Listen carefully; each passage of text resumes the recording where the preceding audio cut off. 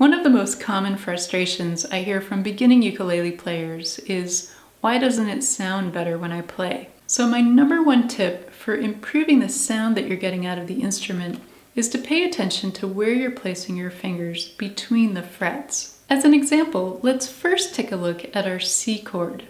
This is probably the first chord that you learned, and you can see that I have my ring finger on the 3rd fret of the 1st string. I have it pressed right up against the fret, which is going to give me the best sound.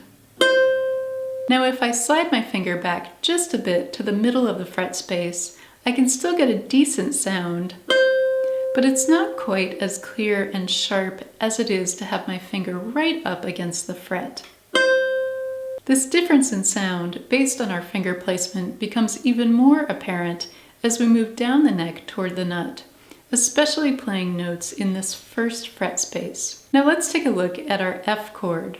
Here I have my index finger on the 1st fret of the 2nd string in this difficult 1st fret space. I also have my middle finger on the 2nd fret of the 4th string. So I want to pay special attention here to my index finger. If I move it too close to the nut, then it's going to be hard to press the string down all the way. It takes a lot of pressure. So I want my index finger right up against the 1st fret. Here we get a nice clean sound. As I start moving it back toward the nut, if I don't press down hard enough, then I'm going to get this sound that is not a clear note. So make sure you keep that index finger right against the fret. For the F chord, then we also want to make sure our middle finger placement is in the right place on the 4th string. If you find yourself playing a chord that just doesn't sound quite right, then try playing each string individually to figure out where the problem is. For example, here's a G7 chord that's a bit off.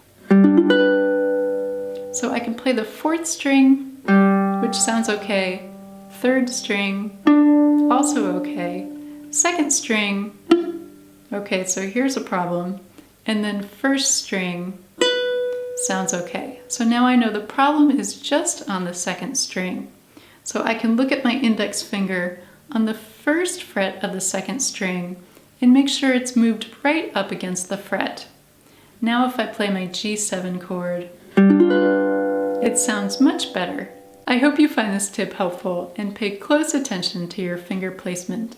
Have fun practicing, and thanks for watching.